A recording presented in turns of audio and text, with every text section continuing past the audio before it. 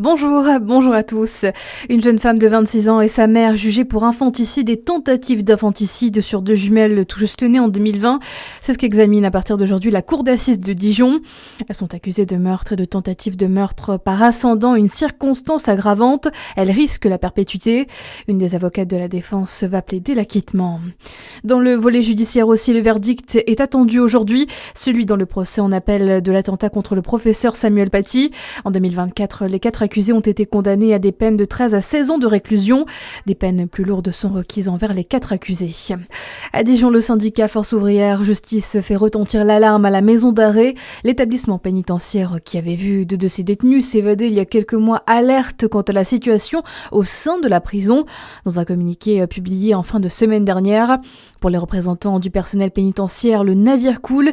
L'établissement qui est l'un des plus surpeuplés de France, Val-de-Marne-de-Lage. 340 détenus pour 180 places, statistiques du ministère de la Justice qui indique un taux d'occupation de 189%. Déjà en novembre, les syndicats expliquaient avoir dénoncé le manque de moyens humains depuis plusieurs mois. Depuis, la situation a empiré, nous apprend Force ouvrière. Le quartier disciplinaire a été fermé pour travaux, il n'aurait toujours pas débuté et les gardiens se retrouvent dépourvus de moyens de sanction. Le personnel dénonce aussi un abandon administratif en raison du manque d'effectifs et une gestion au rabais. FO demande donc un plan de transfert massif pour désengorger et la réouverture d'au moins une cellule disciplinaire. Il en va de la sécurité des agents, nous dit le syndicat. Et sans réponse favorable de l'administration pénitentiaire, Force ouvrière menace d'appeler au blocage total de l'établissement. La région Bourgogne-Franche-Comté figure parmi les plus exposées au surendettement des ménages, selon les données de la Banque de France. Après plusieurs années de baisse liée à la crise sanitaire, le nombre de dossiers déposés a augmenté de 17% en 2 ans. Avec 305 dossiers pour 100 000 habitants de 15 ans et plus, la région se classe 4e à l'échelle nationale.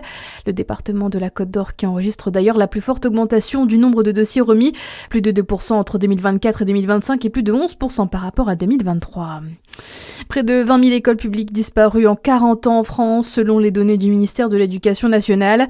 Et notre région figure parmi les zones les plus touchées par ce phénomène. 110 des 111 cantons ont perdu des écoles primaires et maternelles. Seul le bassin de vie de Sennecey-le-Grand, avec ses 9 communes, n'a pas connu de fermeture d'un établissement. En 40 ans, donc, le bassin de Dijon a perdu 62 écoles ou encore 43 dans celui de Chalon-sur-Saône. Et enfin, le salon de l'agriculture s'est refermé hier soir. La plus grande ferme de France aura accueilli plus de 430 000 visiteurs cette année. C'est 28% de moins que l'an dernier et bien loin du record de 2014 avec plus de 700 000 visiteurs.